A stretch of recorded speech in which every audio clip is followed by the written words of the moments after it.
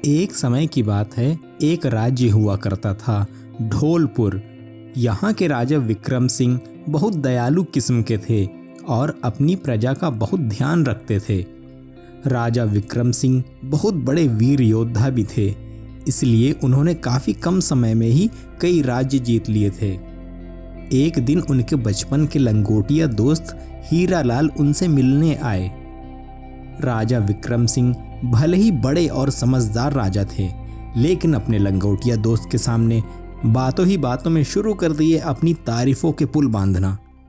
अच्छा हीरालाल, तूने आज तक मेरे जैसा राजा नहीं देखा होगा ना, जिसके काम के किस्से दूसरे राज्यों में भी सुनाए जाते हैं।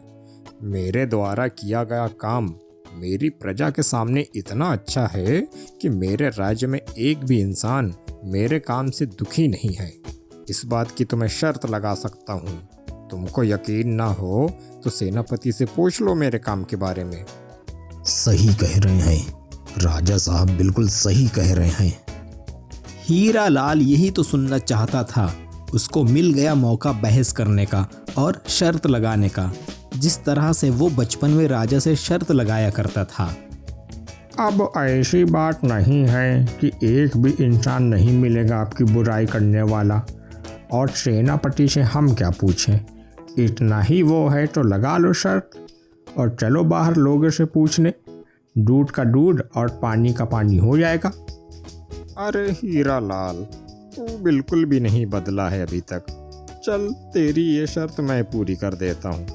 थोड़ी सी बहस के बाद दोनों में ये शर्त लगी कि जो भी हारेगा वो हमेशा जीतने वाले की बात मानेगा और कभी बहस नहीं करेगा। इसके बाद हीरालाल ने राजा से कहा कि तुम जल्दी से थोड़ा भेष बदल लो, फिर हम लोग चलते हैं बाहर, क्योंकि जनता आपको ही पहचानती है।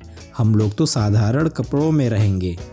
बाहर निकलने से पहले हीरालाल ने एक सैनिक के कान में कुछ कहा अकेले में जाकर। फिर सब लोग निकल लिए बाहर। बाहर आकर राजा ने सड़क वाले रास्ते को चुना लोगों से बात करने के लिए, और हीरालाल को भी बताता रहा कि कैसे और कब उसने ये सड़क बनवाई। इतने में सब लोगों ने देखा कि एक साइकिल पंचर बनाने वाला आदमी एक अच्छी बनी बनाई रोड पर कील बिछा रहा था। अरे सुनो भाई, ये बताओ, यहाँ के राजा ने इतनी बढ़िया सड़क बनवा दी है लोगों के आने जाने के लिए, और तुम उस पर इस तरह से कील क्यों बिछा रहे हो? अरे यार, ऐसा राजा होगा ना तो सबका धंधा ही चौपट हो जाएगा। जब तक यहाँ सड़क नहीं बनी थी तब तक टूटी फूटी और नुकीले पत्थर वाली सड़क पर रोज खूब साइकिल पंचर हुआ करती थी, जिनका पंक्चर बनाकर मैं रोज का बहुत सारा पैसा कमाता था। सड़क बनने के बाद अब कोई साइकिल पंक्चर ही नहीं होती जल्दी। मेरा धंधा तो चौपट हो गया ना, क्या करूं मैं ऐसे राजा का। यह सब सुनकर राजा निराश हो गया और हीरालाल मुस्कुराने लगा। वो लोग फिर आगे बढ़े। इस बार उन लोगों ने खेतों के बीच में का रास्ता पकड़ा। अभी वो लोग बस कुछ ही दूर चले थे कि एक चोर एक मकान की छत से कूदकर भागते हुए निकला। संयोग से राजा और उसके साथी वहीं से निकल रहे थे। उन्होंने चोर को पकड़ लिया। हीरालाल ने चोर से पूछा, क्यों भैया, तुमको चोरी करने की क्या जरूरत पड़ गई? इस राज्य का राजा तो रोज कितने ढेर सारे भंडारे करवाता है ताकि कोई गरीब भूखा ना सो पाए, और ऐसे राजा के होते हुए तुमको चोरी करने की क्या जरूरत पड़ गई? शर्म नहीं आती तुमको? हाय। अरे शर्म तो राजा को आनी चाहिए। बस खाना खिलाने से क्या होता है, खाना तो कोई भी खिला दे।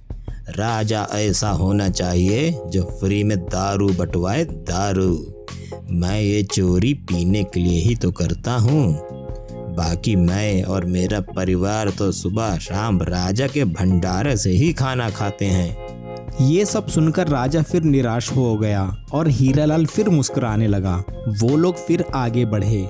इस बार हीरालाल ने एक घर के दरवाजे पर बैठे हुए एक आदमी से पूछा, अरे कैसे हो भाई? मैंने सुना है कि इस राज्य के बच्चों के स्कूल बहुत अच्छे कर दिए हैं राजा साहब ने, तो मैंने सोचा कि मैं भी अब इस राज्य में आकर बस जाऊं और अपने बच्चों को यहीं पढ़ने दूं। अरे यार, कुछ अच्छे स्कूल नहीं है यहाँ, पढ़ाई होती ही नहीं है। बच्चे बिगड़ जाएंगे तुम्हारे यहाँ के स्कूलों में, मत भेजो उनको यहाँ के स्कूलों में।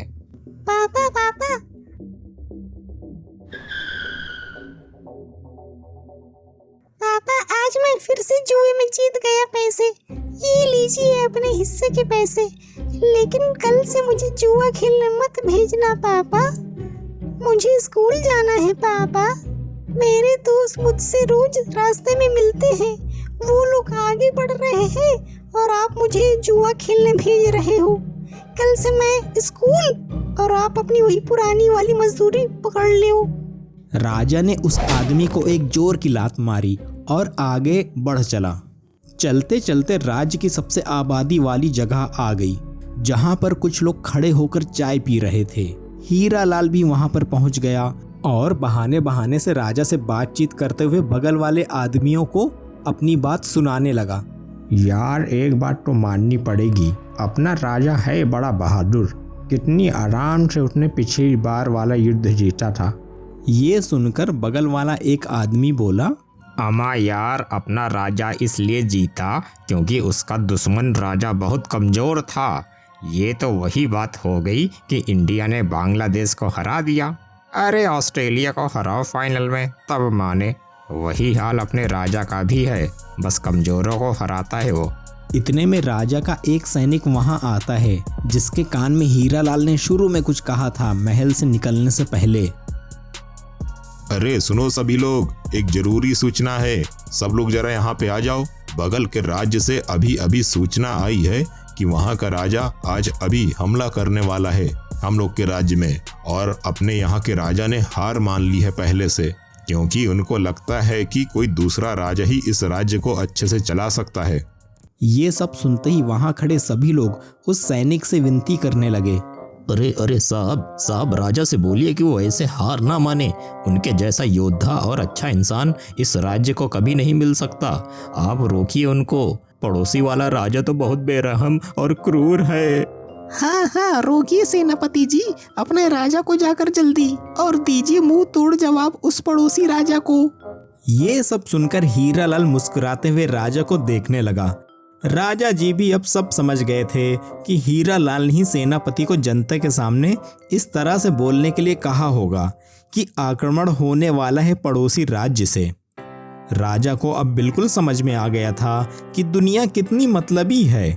जब तक उनका मतलब निकलता है बस तब तक वो आपकी है, नहीं तो यही लोग कल आपके काम में कमियां निकालने लगेंगे।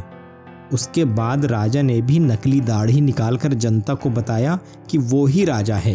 राजा ने उसके बाद सबको बताया कि ये सब बस वो लोग इसलिए कर रहे थे ताकि पता चल सके कि इस राज्य में लोग खुश भी हैं कि नहीं अपने राजा के काम से। ये सब देखकर बुराई करने वाले लोगों ने राजा से माफी मांगी और राजा ने सबको माफ किया और वापस महल की तरफ आने लगे सब लोग। तो दोस्तों, इस कहानी से हमको यह शिक्षा मिलती है कि आप बस अपने अच्छे काम करते जाइए मन लगाकर। पीठ पीछे तो लोग बोलते ही रहेंगे, आप उन सब की परवाह मत करो। एक ना एक दिन यही लोग आपकी अहमियत समझ जाएंगे। वीडियो अच्छी लगी हो तो चैनल को सब्सक्राइब करिए, वीडियो को लाइक करके कमेंट करिए और वीडियो शेयर भी कर दीजिए। तो फिर मिलते हैं जल्दी ही एक नई वीडियो के साथ। तब तक के लिए बाय।